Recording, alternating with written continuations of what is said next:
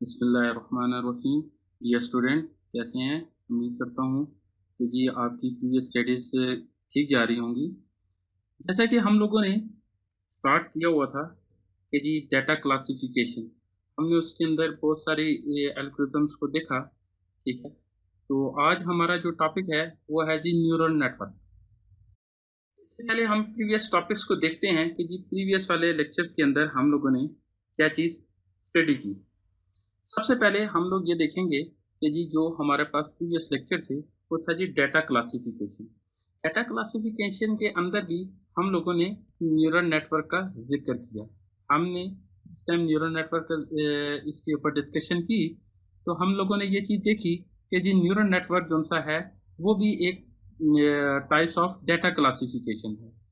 और ये हमारे पास जो सा है ये सुपरवाइज लर्निंग के अंदर भी और अनसुपरवाइज लर्निंग के अंदर बोथ लाई करता था। क्यों? क्यों? इसकी बाय नेचर जो सा है वो हमारे पास क्या है जी, डाटा क्लासिफिकेशन, ये बोथ टाइप्स की डाटा क्लासिफिकेशन कर सकता है। इसके अलावा जो प्रीवियस लेक्चर के अंदर हम लोगों ने स्टडी की, एसवीएम को स्टडी किया और डिसीजन ट्री को स्टडी किया। हम लोगों ने एसवीएम के अंदर एक एग्जांपल को भी सॉल्व करने की कोशिश की, जिस एग्जांपल के अंदर हम लोगों ने ये चीज़ देखी कि जी मैथमेटिकली किसी चीज़ को किस तरह सॉल्व किया जा सकता है। ठीक हो गया जी? अच्छा, फिर हम लोगों ने डिसीजन ट्री लिया और उसको भी देखा कि जी वो किस तरह हम लोग उसको मैथमेटिकली सॉल्व कर सकते हैं। हम लोगों ने उसके अंदर एंट्रोपी कैलकुलेट की, इसके अलावा एंट्रोपी कैलकुलेशन करने के अलावा इंफॉर्मेशन गेन को भी कैलकुलेट किया। हम लोगों ने इन दोनों चीज़ों को जिस टाइम डीपली एनालाइज किया तो ये दोनों चीज़ें जो मिलके एक डिसीजन ट्रीज बनाती थी, जिसकी बदौलत हमें ये अंडरस्टैंडिंग होती थी कि जी इसकी एजेस के ऊपर क्या है और इसकी जो सा है लीव्स नोड के ऊपर कौन सी डिसीजन आती थी। ये भी हमारे पास टाइप ऑफ क्लासिफिकेशन थी जो कि हमारे पास सुपरवाइज लर्निंग के अंदर लाई करती थी। ठीक है, आज के लेक्चर के अंदर हम न्यूरल नेटवर्क का देखेंगे और ये भी देखेंगे कि जी इसे आर्टिफिशियल न्यूरल नेटवर्क क्यों कहा जाता है। आइए देखते हैं जी आर्टिफिशियल न्यूरल नेटवर्क क्या है। हम लोग इस लेक्चर के अंदर इंट्रोडक्शन लेंगे जी आर्टिफिशियल न्यूरल नेटवर्क का, इसकी एप्लीकेशंस देखेंगे, इसके एडवांटेजेस देखेंगे, कुछ आर्किटेक्चर्स को हम एनालाइज करेंगे और ये देखेंगे कि जी सिंगल विज मल्टी लेयर नेटवर्क कौन से हैं जी, फीड फॉरवर्ड न्यूरल नेटवर्क कौन कौन से लाई करते हैं।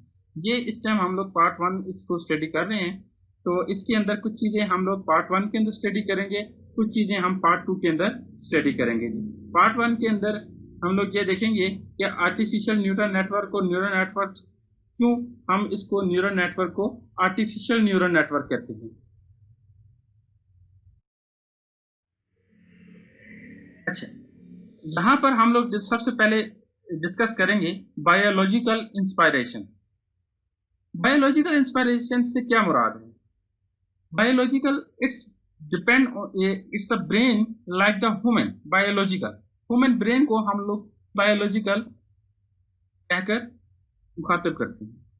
इसके अंदर हमारे ब्रेन के अंदर बहुत सारे ऐसे न्यूरॉन्स हैं जो कि क्या है, आपस में कनेक्टेड हैं और इंफॉर्मेशन एक जगह से दूसरी जगह पर हमारे पास पास करते हैं। इनका पर्पस यह होता है कि जी एक हमारे बॉडी के किसी एक पार्ट से इंफॉर्मेशन लेना और ब्रेन के पास लेके आना और इसको एनालाइज करना, एनालाइज करने के बाद उसके ऊपर डिसीजन लेना, ये सारा का सारा हमारे पास क्या है जी, biological inspiration. Women perform complex tasks like vision, motor control और language understanding very well। जैसे कि हम लोगों को अंदाजा है कि जी हमारा ब्रेन बचपन से किसी चीज़ को लर्न करते आता है। जब तक वो लर्न करता है तो वो इसका मतलब ये हुआ कि जी उसको हम लोग सुपरवाइज लर्निंग कर रहे हैं, बार बार उसको सुपरवाइज लर्निंग की जा रही है। उसको बताया जा रहा है it's a human, it's a car, it's a scene, it's a beach, it's a something else, it's a fruit, it's a leaves, everything. We are training from since our birth। हम लोग इन चीज़ों की ट्रेनिंग लेते रहते हैं। हम इन चीज़ों को बहुत ज़्यादा हमारे पास डाटा आ जाता है तो हम लोग उससे कम्प्लेक्स टास्क, अगर हमारे पास पार्शियल इंफॉर्मेशन भी हो तो हम उसको अंडरस्टैंड कर सकते हैं। ये सारा का सारा काम हमारे पास क्या है कि जी विजन का है, और ये हमारे पास बायोलॉजिकल इंस्पायरेशन ब्रेन है। अब हमने इसी चीज को अंडरस्टैंड करते हुए इसको कंप्यूटर विजन की तरफ लेके आना है। पहले ये विजन जो सा था, तो विजन ह्यूमन विजन, ठीक हो गया। अब ह्यूमन विजन से हम लोग आउट हो गए, हम लोग अब कंप्यूटर विजन की तरफ चलेंगे। जैसे हम ह्यूमन विजन की बात करते हैं तो वो हमारे हर तरह के कंट्रोल, यानी मोटर कंट्रोल, बॉडी कंट्रोल्स, ठीक है, जो भी हम लोग मूवमेंट करते हैं by hand, by leg, everything it depend on the biological inspiration brain, ठीक है। ये हमारे पास ब्रेन है, ठीक है, ये हमारे पास टास्क कैलकुलेट करता है, ठीक है। इसके अलावा हम लोग इसके ऊपर कम्प्लेक्स इंफॉर्मेशन को भी ये प्रोसेस करने के अहल होते हैं। ये हमारे पास बाय बर्थ हम लोग इससे लर्निंग करते हैं। मजीद इसको स्टडी करते हैं, कहता है कि one way to build intelligent machine is to try to imitate the organisational principle of human brain. क्योंकि हम लोग जा रहे हैं कंप्यूटर विजन की तरफ और आर्टिफिशियल न्यूरल नेटवर्क की तरफ, ठीक है। अभी तक जो हमारे पास नेटवर्क है, ठीक है, वो हम लोग बायोलॉजिकल इंस्पायरेशन, जब हम ब्रेन की बात करते हैं तो उसको हम कहते हैं बायोलॉजिकल इंस्पायरेशन ब्रेन। जब हम बात करेंगे कंप्यूटर की तो उसे कहेंगे आर्टिफिशियल न्यूरल नेटवर्क, क्योंकि है ये बायोलॉजिकल इंस्पायर क्या है कि न्यूरल नेटवर्क है। ये हमारा ब्रेन आपस में मुख्तलिफ हिस्सों से कनेक्टेड है, वो कम्प्लेक्स से कम्प्लेक्स टास्क को भी परफॉर्म करता है, एवरीथिंग परफॉर्म की जाती है। इन सारी परफॉर्मेंस के ऊपर कौन सा है, हम लोग क्या कर रहे हैं कि जी एक कम्प्लेक्स टास्क को परफॉर्म करते हैं, ठीक है। अच्छा, अब इस चीज को हम लोग लेके जा रहे हैं जी आर्टिफिशियल न्यूरॉन, लेकिन इससे पहले हम लोग ये स्टडी करते हैं कि जी ये वर्क कैसे करता है। तब जिस समय हम लोग आर्टिफिशियल न्यूरल नेटवर्क की तरफ जाएं, ठीक है, तो हम देखें कि जी आर्टिफिशियल न्यूरल नेटवर्क और जो बायोलॉजिकल इंस्पायरेशन न्यूरल नेटवर्क है, इनमें फर्क क्या है।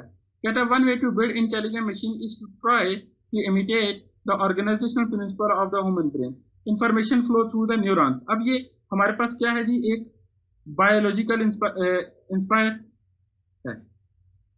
इसका क्या है कि जी काम, इसके साथ कुछ डेंड्राइट्स कनेक्टेड हैं जी, इसका सेल बॉडी है जी, इसकी एक्सॉन है। अगर हम इसको एक मशीन की सूरत में देखें तो ये क्या कर रहा है कि जी यहाँ से कुछ हमारे पास इंफॉर्मेशन आ रही हैं, जहाँ पर हमारे पास न्यूक्लियस के ऊपर कुछ हमारे पास फॉर एग्जांपल सीपीयू लगा हुआ है, सही है, या जीपीयू लगा हुआ है, ठीक है। ये यहाँ पर इंफॉर्मेशन प्रोसेस करेगा और आगे पास कर देगा। ये आगे मजीद डेंड्राइट्स कनेक्टेड हैं एक्सॉन के जरिए, तो वो सिग्नल्स को प्रोसेस करेंगी और डिजायर्ड प्लेस के ऊपर हमारे पास प्लेस कर देंगी। ये क्या है, एक प्रोसेस। इस प्रोसेस को जो सा है हम लोगों ने फॉलो करना है ताकि हम लोग इजीली अंडरस्टैंड कर सकें कि जी बायोलॉजिकल इंस्पायरेशन न्यूरल नेटवर्क और आर्टिफिशियल न्यूरल नेटवर्क में क्या डिफरेंस।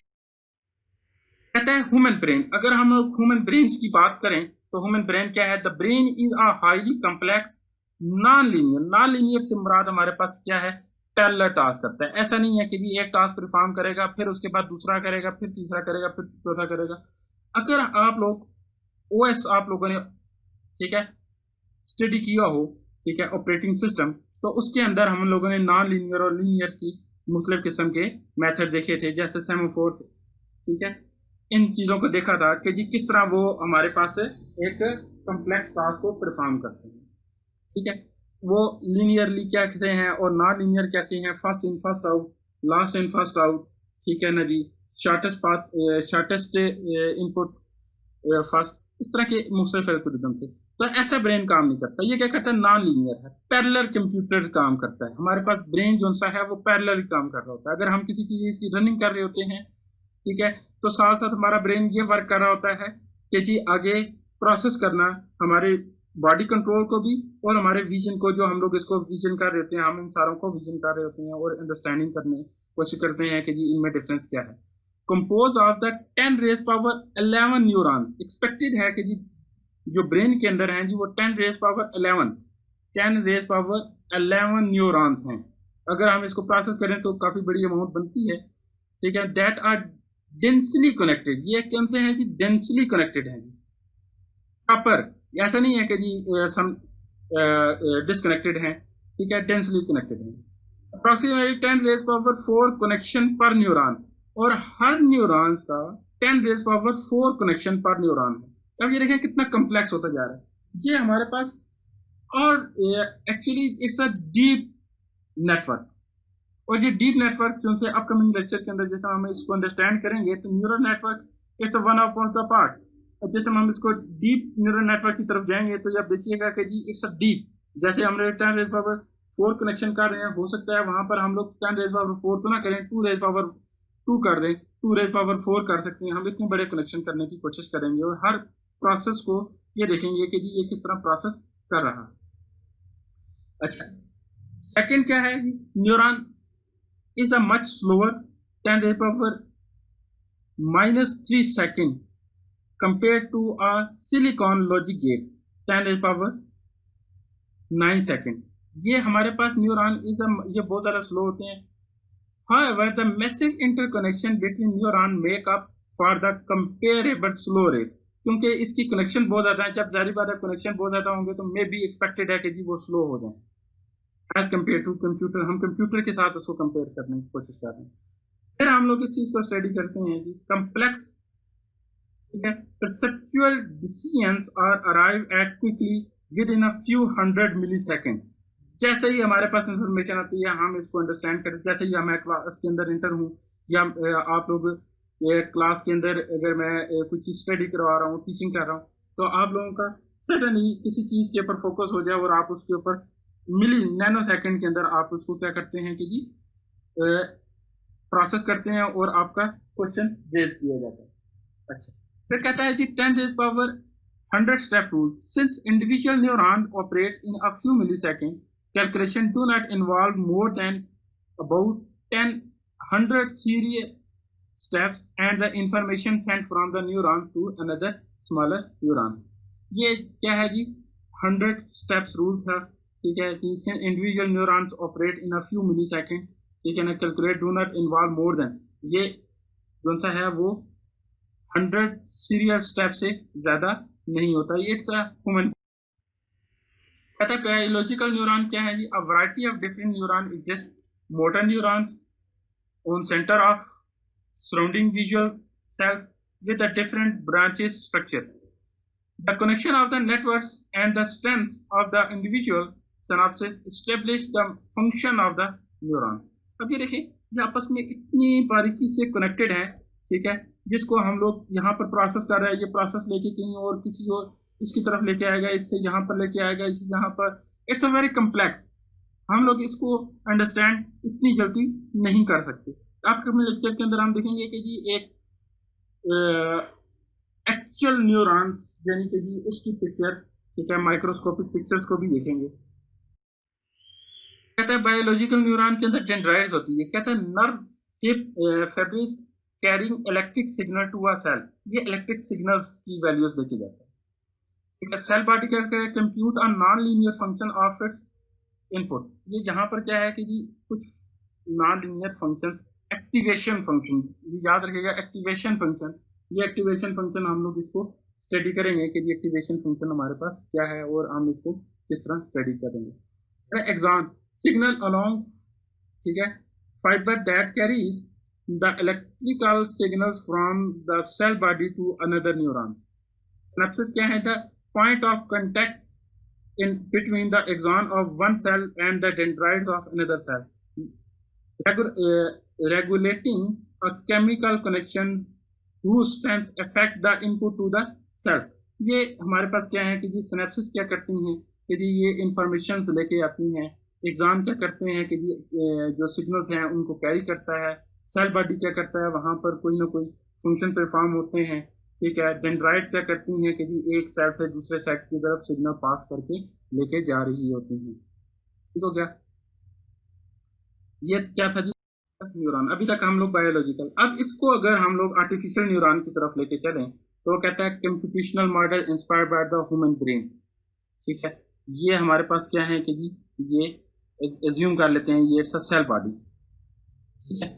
ये क्या है जी डेंड्राइड्स हैं, ठीक है।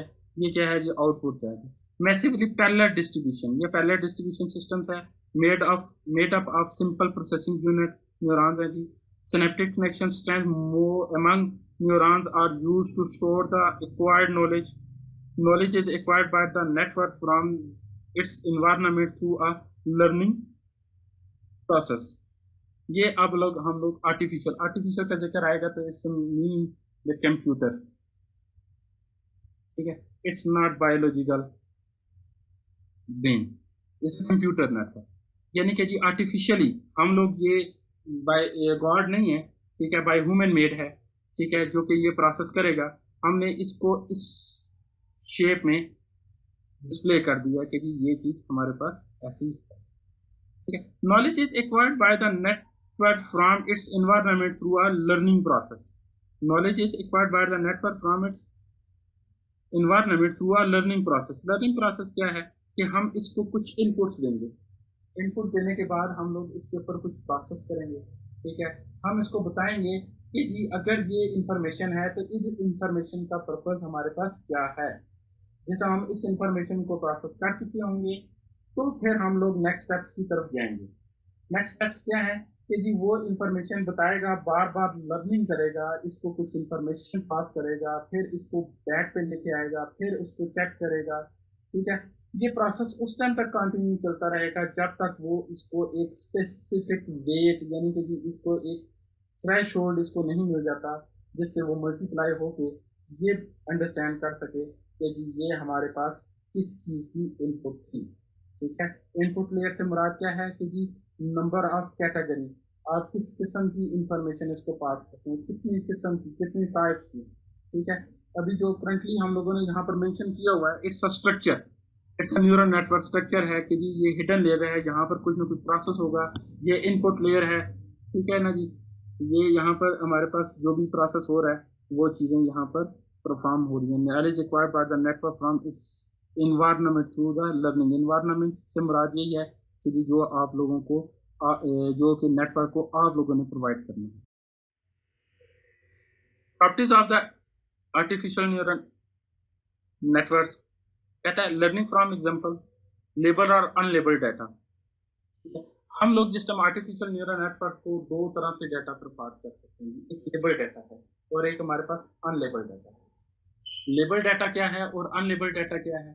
जैसे कि जी हम लोग कैटेगरीज की बात करते हैं, ठीक है। हम कहते हैं it's a chair, it's a computer, it's a table, it's a cloth, it's a women, it's ये motorcycle, it's a bicycle, it's a car, it's a bus, ठीक है ना जी, इट्स अ ट्री, ठीक है, इट्स अ बिल्डिंग। ये इस तरह की जितनी भी टाइप्स हैं ये हमारे पास लेबल्ड है।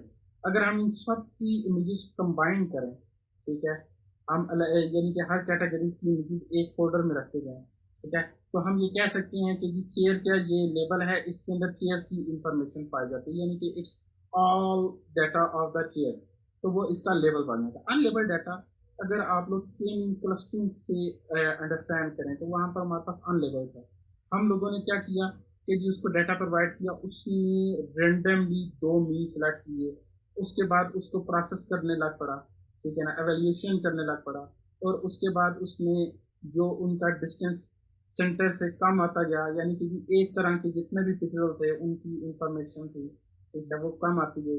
तो उसके बाद क्या करते थे जी हम लोग उसको प्रोसेस करने लग पड़े। हमने उसको देखा कि जी वो जो डाटा था हमारे पास, ठीक है, कि वो दो अगर हम लोगों ने दो मीन सेलेक्ट किए थे तो वो दो मीन के अकॉर्डिंगली उसको डिस्ट्रीब्यूशन करने स्टार्ट कर।